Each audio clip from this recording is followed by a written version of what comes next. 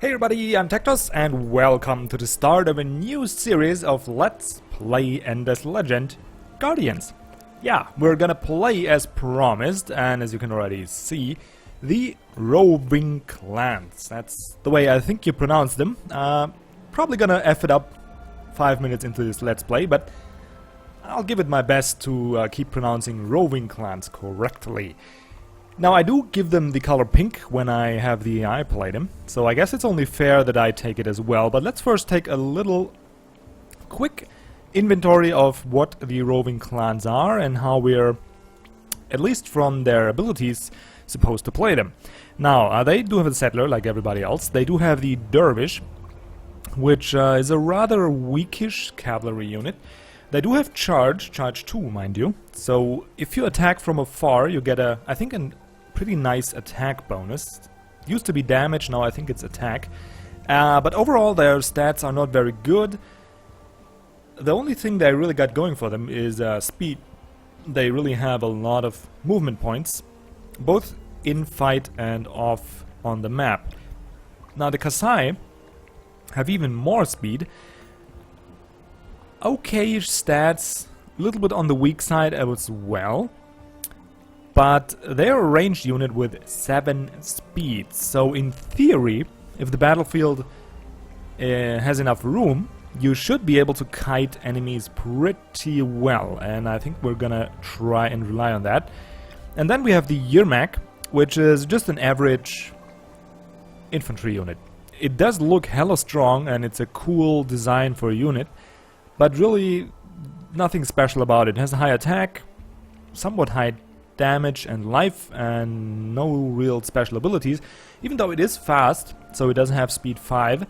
And that is a theme for all the Roving Clans. Even their settlers have speed 5, so very mobile. Adding to that, we can uproot our cities and move them around. They are built on giant scarabs, and they're also mobile, which seems to be the theme of the Roving Clans. We also get a lot of tools on the market. We can ban people from the market. I think that's the... where is it? The keys to the market. There we go. We can... or we will receive profit from every transaction other empires do on the market. We do see the transactions others do on the market. If I could find that. Where is it? Insider trading. There we go. What else? We can't declare war. And that's pretty much it. And we also get like a severe malus from winter season. Minus 50% from city upkeep during winter. Oh wait. That's good, right? Or is it bad? It's good. No. Really? No, it's good, right? Minus 50% from city upkeep. Well, that's good. It's not good that we get minus 25% trade route bonus, but cities are cheaper, so I don't know if it offsets it, but we're gonna see that. Wow, I initially flew over that and thought it's bad. What do you know? 3rd grade reading skills, I guess. Anyway, so that's gonna be us in this playthrough. And we're gonna play against... I don't know, Broken Lords are nice. Let's give them the pink. Don't think I'm gonna play against the cultists. All the Ardent Mages are good. Didn't see them in a while. And Draken maybe? Yeah, that's good. I like the Draken. They're pretty strong, but overall they're decent to play against. Now, I'm not gonna change the map settings very much. They worked out pretty well last time in that we had a rather short series, and I think I actually like that. I mean, for the cultists it felt just a little bit too easy, but for the Roving Clans it should be okay. I have no clue how to play them, by the way, but I think like if you have another 20 episode playthrough, that would be a nice pace, don't you think? We could go through more races, more strategies, more stuff in general, and keep the bigger map size, like the normal map size, maybe for my first try on the endless difficulty. Obviously not gonna do with the Roving Clans, but maybe with the Vaulters or with the Wild Walkers or yeah, an overpowered race like that. And the rest is pretty... Oh, we gotta check for the... Yeah, speed scale factor is fast, that is good, so let's get into it, shall we? Now, as usual, I did not yet see the intro for the faction, so we're gonna take a little look at that and enjoy that, see what the Roving Clans are all about, even though it's probably just money and dust. That seems to be the theme there, so enjoy. Any second now. There we go. Some hope to control their destiny by building. Others through science or by conquest. Do they not see that only dust can give them what they want? For it is money and power and magic, all intertwined in a single miraculous substance. It is the essence that binds our civilizations together. Perhaps, as we let them believe, it is our weakness. But I have seen its wonders. It is not our weakness. It is rather how we will rule them all. Oh really? And is that weird accent also how you rule them all? Here we go. 2 ruins. That's nice for exploration and XP, not so nice for settling. But that looks like a rather decent start, I would say. We got our approval bonus going. We got a decent amount of food, even though the only real food source is this steepy? I don't know. Soil over here. So let's scout around a little bit. Use that mobility we got. Now, it's not that critical to find the perfect spot with the Roving Clans, because we are, as I already mentioned, very, very mobile, and that includes being able to move around our cities. Well, let's actually go a couple steps down there. Alright, so this is apparently a rather small region. Might want to check there as well. Let's see. I'm not gonna check out this ruin because the hero is gonna be doing that. Sanji. Oh, I didn't even see what manufacturing we got in our village. In our region. Our village. Okay, so here we got more signs. I'll put moss pearls. Not that interesting. Now, what really is interesting as the Roving Clans is we need food. That is to grow the first city fast enough. And we need science. We got ample science output on these tiles here, so that's very good. Not so much food, but I think we can actually solve that. And we are next to a river, so if I just actually build here, we're gonna get 20, 30, 38 resource overall, if I didn't miscalculate there. And we're gonna be able to triangle in a way that gives us access to a lot of river tiles. And we could extend the triangle, make it a little bigger. We could go up here too, though. So a little less science, more dust, and more food. And then triangle like so. And make the bigger triangle up like so. Gain even more river tiles. I actually like that idea.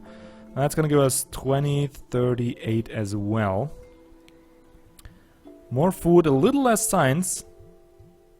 More food and dust though. Yeah, that looks good for me. Let's go up here. There we go. And as usual, let's go with the Founders Memorial. Gonna bring that down to 6 turns. Nah, I'd rather get my growth going. Get my next population in 2 turns. And let's actually use the hero to get that ruin researched. 40 dust, sure, I'll take that. And bring him over here, get the next ruin. Now, as for research, we do start, and that is very unusual for any of the races, we do start with a tech from Era 2. So we do have access to the market right away, and we do have access to the mercenary market right away. So we can use the market fully. Now there's not much we actually want or can buy here, but we can buy a very early... very early hero, and I think that's gonna be my strategy if nothing else pops up, because we do have access to Tinu the Chosen the Third. And that's a cultist hero, which is the best city manager you could actually hope for. So that is indeed very, very good. We got 15 turns to grab 300 dust. That should be possible. And snag that hero. Now, what else do we want? Search party.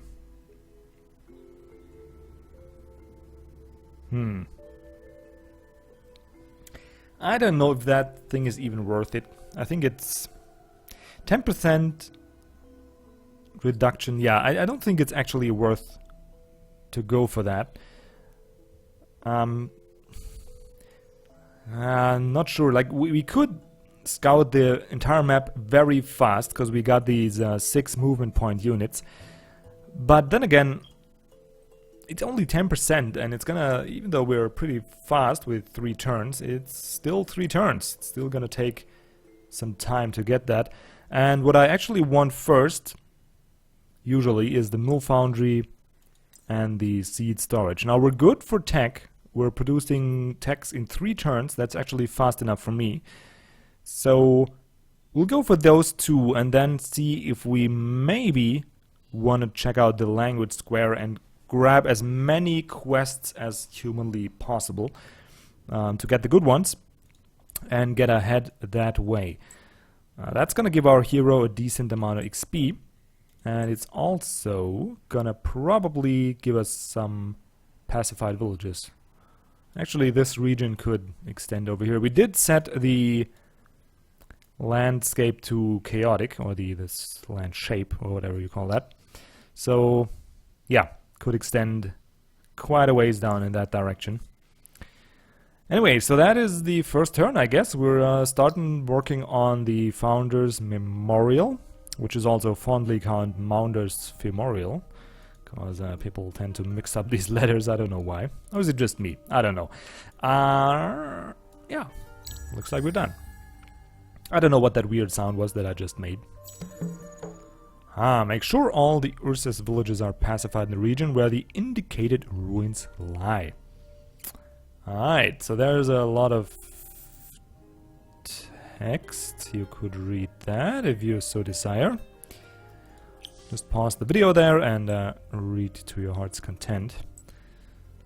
That is actually a reason to go for the language square early, because I sure as hell don't want to pacify Ursus by killing their villages. Now, I'm really confused as to what minor faction we actually... Could I see that here? No, I can't. Oh well, we could see it here probably. No, we can't. Alright, so we don't even know the minor faction that we got in our region. It's not too good. Alright, let's scout around a little more, and let's hope we don't have neighbors. I don't... Oh, some glass steel. I really don't like having neighbors. The type that likes to expand in peace and quiet. The first... Oh, more glass steel. Sure. Sure, I'm gonna take that. And yeah, make sure blah blah. So that's the new main quest. 1 turn to get our second villager. Nothing to do here. Mill foundry 2 turns. Sure.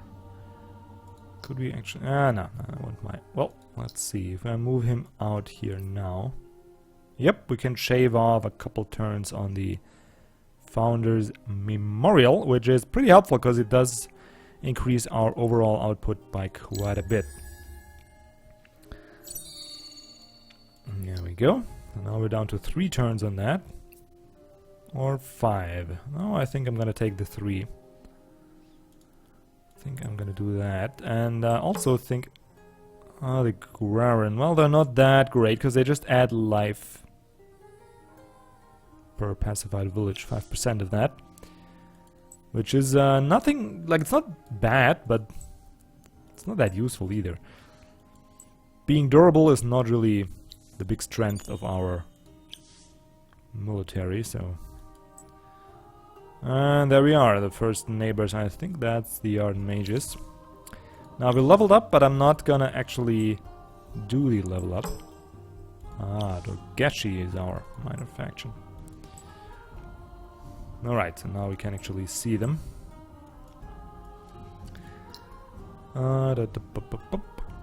Move Foundry next turn. It's so confusing. Like, do I want to buy out the Mill Foundry? I'm actually not sure if I wanna.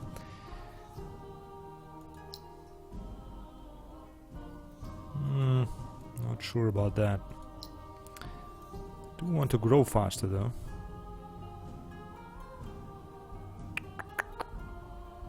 And I do want 5 titanium.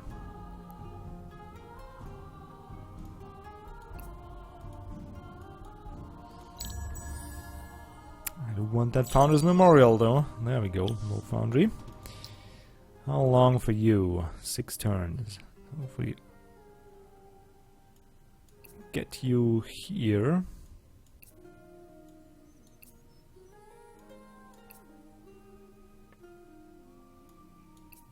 Yeah, that's just one more turn. I think we're just gonna do it like so. That's a pretty slowish start. Please have a coast. Oh, good. Oh, good. Very, very good. I do not like having neighbors on my island. And it doesn't look like we have to deal with that, which is kind of a relief. Though we could still like have the Ardent Mage, well, not the Ardent Mages, but the Draken or something equally fun. Oh, please come back once you have... Well, I guess we do want the language square early, so we can maybe pacify these guys by quest. That would be preferable to having to fight them.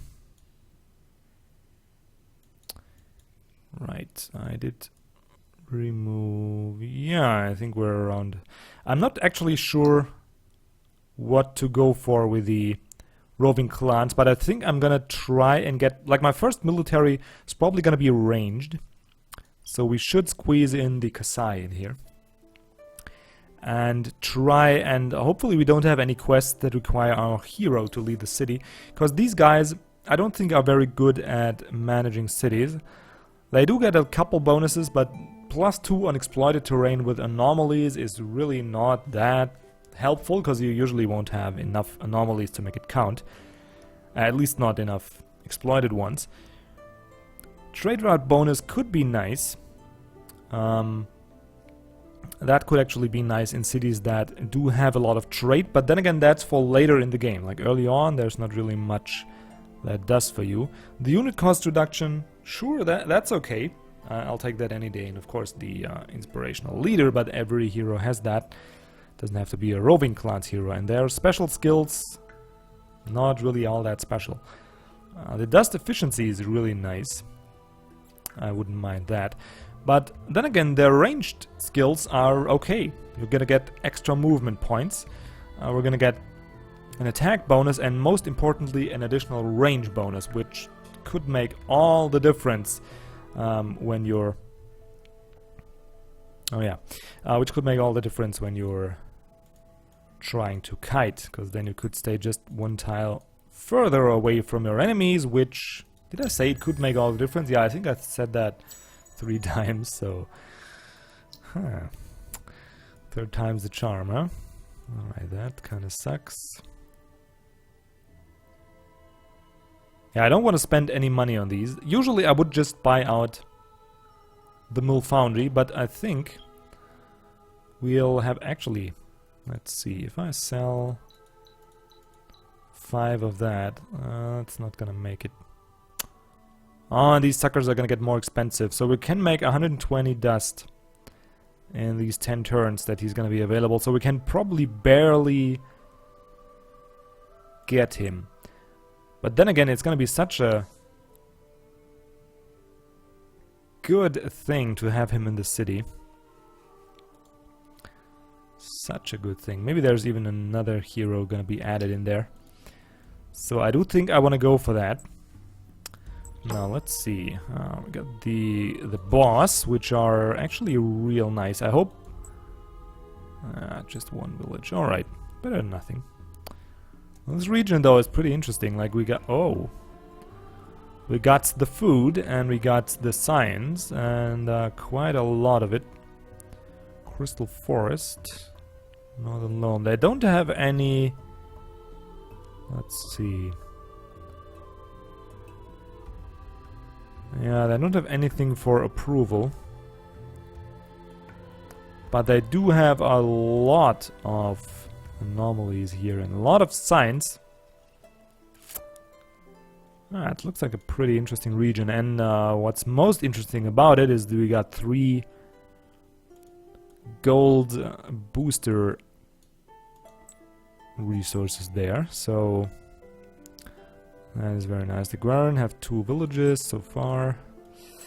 Not too great. I don't really like them that much, though maybe there's a good place for a coastal city here. Or then again, maybe not. Exotics. My favorite kind of anomaly. Breaks my tongue every time I try to pronounce it. Alright, let's see what's going on over here. What are you? Emeralds, huh? Well, looks like we... Now, if this here isn't connected, we do have a pretty small island we're sitting on. Which is... I guess it's okay. It's gonna give us the privacy we need to expand early.